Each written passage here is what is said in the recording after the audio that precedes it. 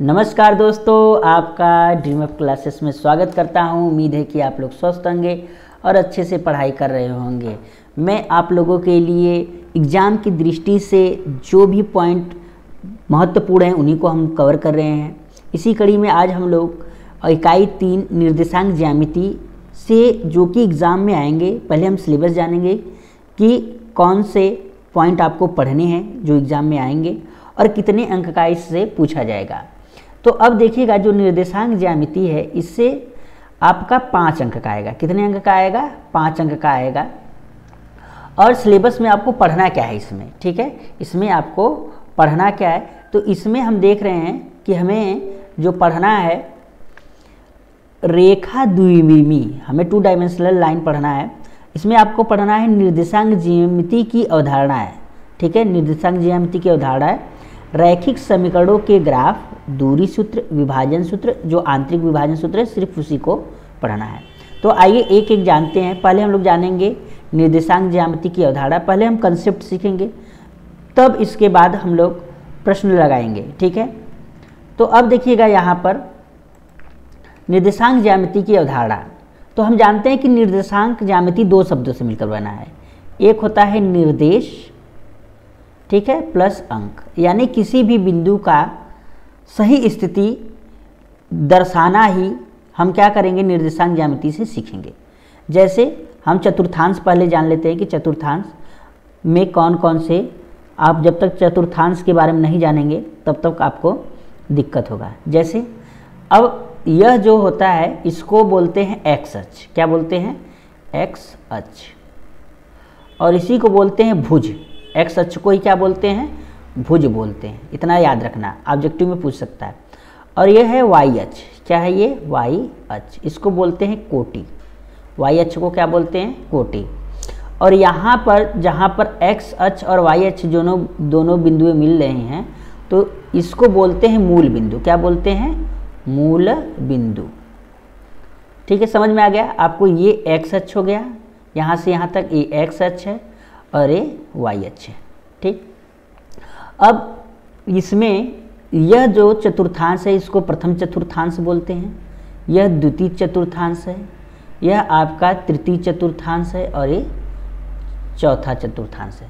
तो ऐसे चलता है आपका, ठीक है, पहला, दूसरा, तीसरा, चौथा, ठीक, एंटी क्लॉकवाइज।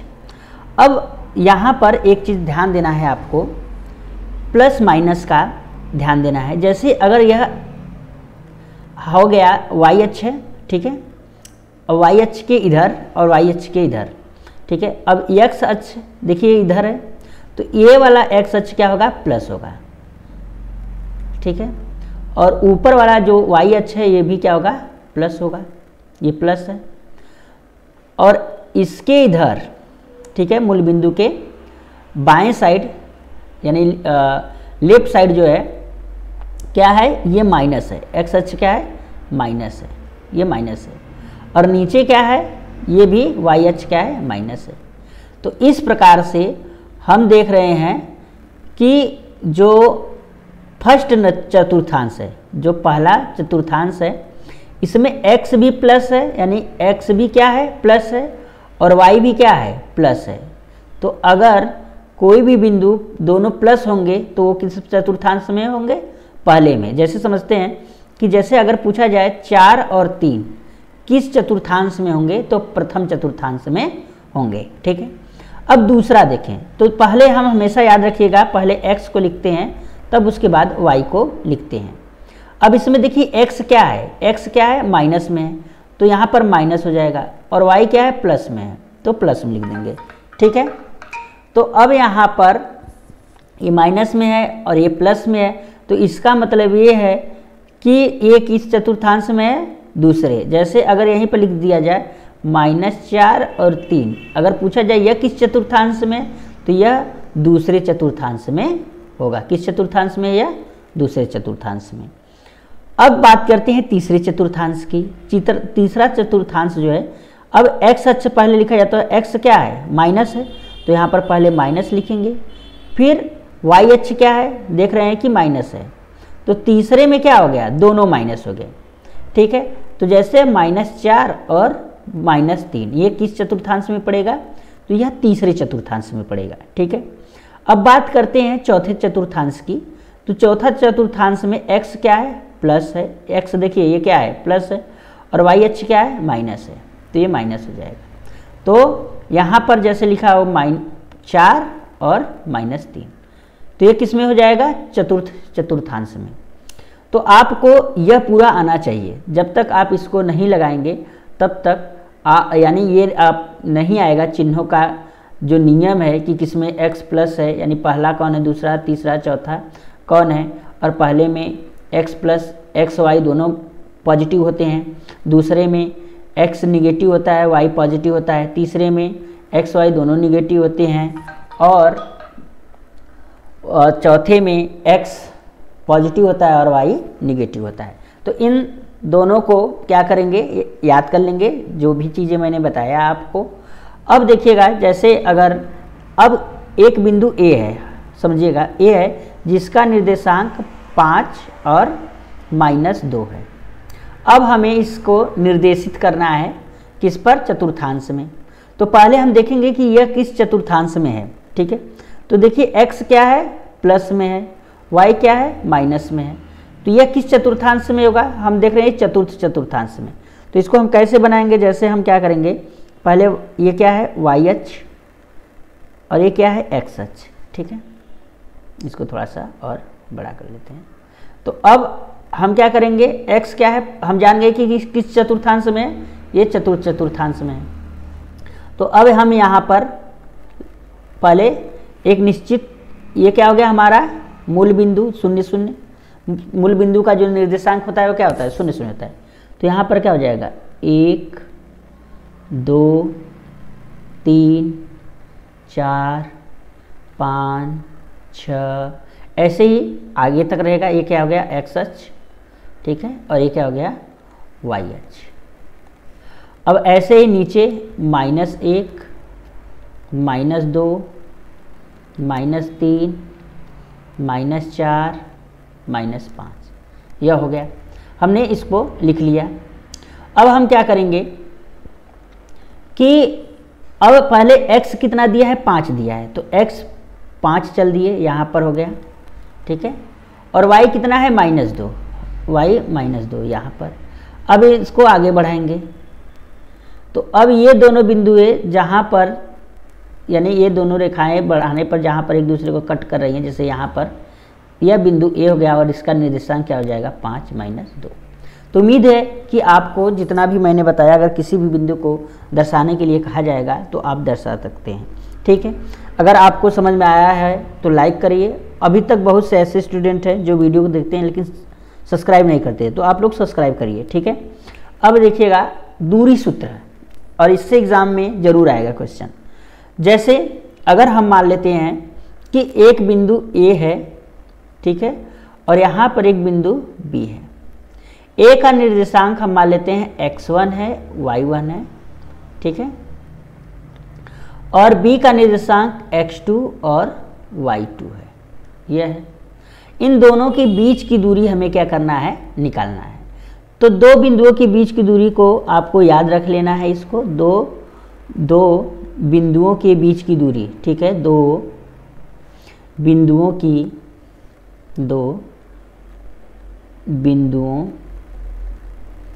के बीच की दूरी बराबर क्या हो जाएगा? √x1 - x2 square plus y1 - y2 square. देखिए कहीं कहीं पर या किताबों में x2 - x1 दिया होगा, y2 - y1 दिया होगा, वह भी रखेंगे तब भी मान आएगा, और इसे भी रखेंगे तब भी आपका मान आ जाएगा। अब आइए इस पर एक प्रश्न को हम लोग देखेंगे तो खुद आपको समझ में आ जाएगा कि कैसे इसमें प्रश्न लगाया जाता है। ठीक है, एक प्रश्न हम देख रहे हैं, जैसे दिया हुआ है कि 7 1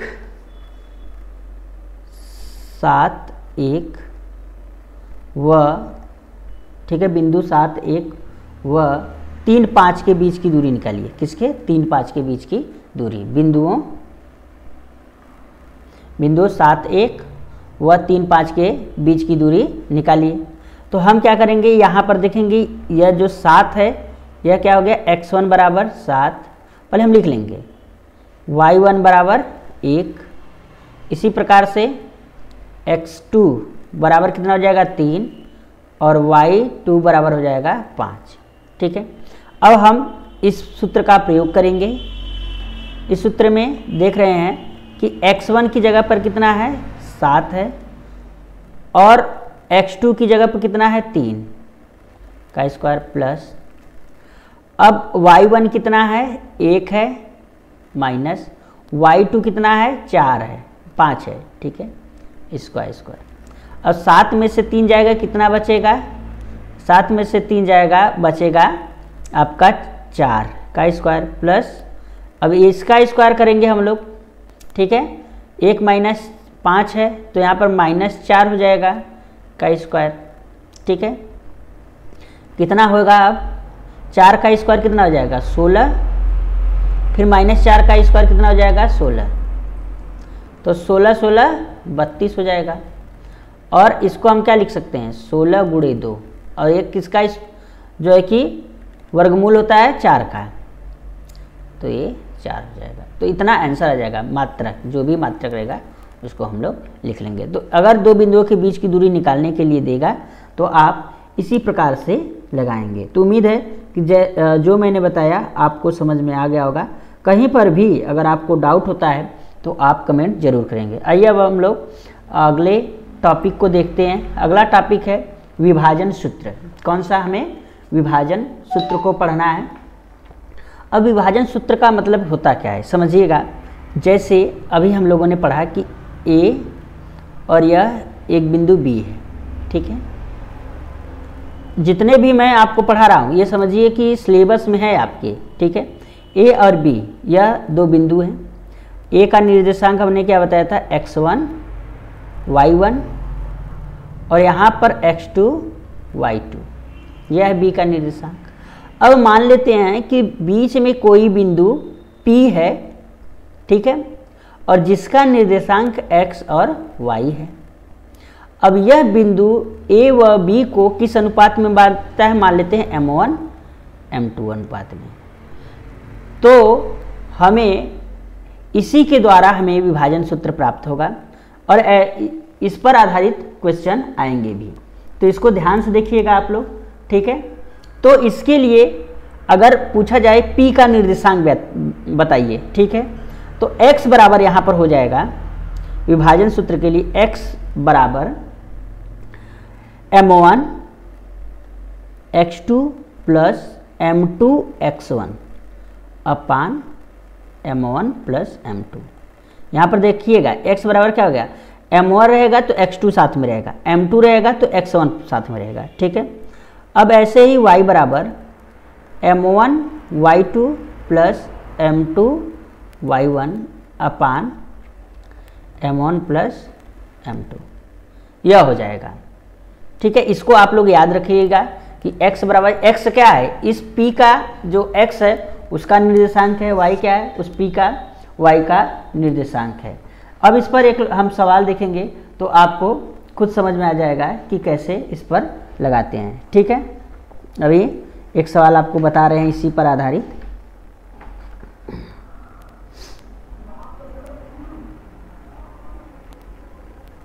अब जैसे एक सवाल दिया हुआ है यहाँ पर। ठीक है, अब एक सवाल देखते हैं हम लोग इसी पर आधारित। ठीक है, दिया हुआ है कि बिंदु -4 6 बिंदु -4 6 बिंदुओं, कौन कौन से बिंदुओं, एक बिंदु A है -6 10। ठीक है, और एक दूसरा बिंदु है 3 -8 को जोड़ने वाली रेखाखंड को किस अनुपात में विभाजित करेगा। ठीक है, अब मान लेते हैं कि दो बिंदु हैं। ठीक है, दो बिंदु हैं, एक A है, यहाँ पर A लिख दे रहे हैं, और एक बिंदु B है। A का निर्देशांक है, ठीक है, कितना है -6 10 -6 10, और जो B का निर्देशांक है वह कितना है 3 - 8 है। अब इसी के बीच में यह बिंदु P है जिसका निर्देशांक कितना है -4 6, यह है। अब यह बिंदु जो P है A B को किस अनुपात में बांटेगा, तो मान लेते हैं इसको M1 M2 अनुपात में बांटेगा। तो x बराबर हम लोगों ने जाना है, x बराबर क्या होता है, ठीक है, x बराबर क्या होता है, x बराबर यही फार्मूला है। तो यहाँ पर M1 तो M1 लिख देंगे, M1 के बाद क्या है x2, x2 कितना है 3 है, तो यहाँ पर गुणे 3 लिख देंगे, प्लस M2 यही निकालना ही है, x1 कितना है -6 इंटू -6 बटे M1 प्लस M2। अब x का मान कितना दिया है, यहाँ पर -4 दिया हुआ है, कितना दिया हुआ है -4 दिया हुआ है, तो हम यहाँ पर -4 लिख देते हैं, ठीक है, क्योंकि देखिए फार्मूला यही है तो इसी के सामने हमने लिख दिया। तो अब गुणा करते हैं, इसका हम क्रॉस मल्टीप्लिकेशन कर देते हैं, क्या कर देते हैं क्रॉस मल्टीप्लिकेशन कर देते हैं।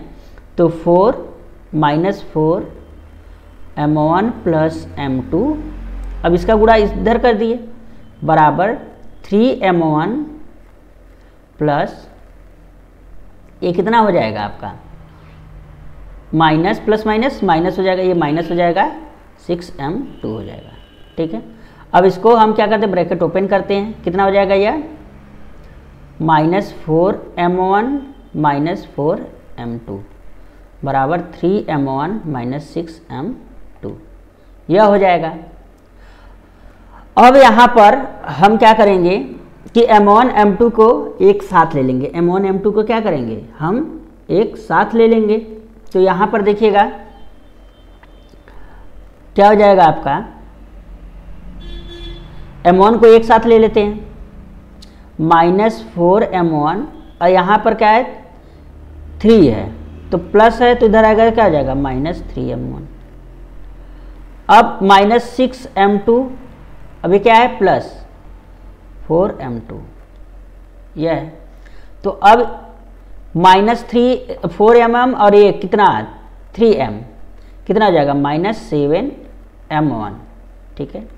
और यहाँ पर क्या हो जाएगा -6 + 4 क्या हो जाएगा -2M2, यह हो जाएगा, ठीक है। माइनस माइनस क्या हो जाएगा कट जाएगा, और M1 अपान नीचे आ जाएगा M2 हो जाएगा, और ये कितना हो जाएगा 2/7 हो जाएगा, क्या हो जाएगा 2/7। तो किस रेशियो में बांट रहा है, तो M1 इस रेशियो M2 बराबर 2/7, ये क्या हो जाएगा आंसर हो जाएगा। तो इस रेशियो में ये क्या कर रहा है बांट रहा है। तो उम्मीद है कि अगर इस टाइप से आपको प्रश्न आएंगे तो आप कर ले जाएंगे। आपको अगर कोई भी टॉपिक ऐसा है जो नहीं समझ में आता है तो आप लोग कमेंट ज़रूर करिएगा। इसी प्रकार का वीडियो आपको मैं अगले जो वीडियो होगा उसके आगे के जितने भी प्रश्नावली हैं, उसके आगे के जितने भी चैप्टर हैं उसको मैं आप लोगों को कराऊंगा। चलिए अगले वीडियो मिलेंगे, तब तक के लिए नमस्कार।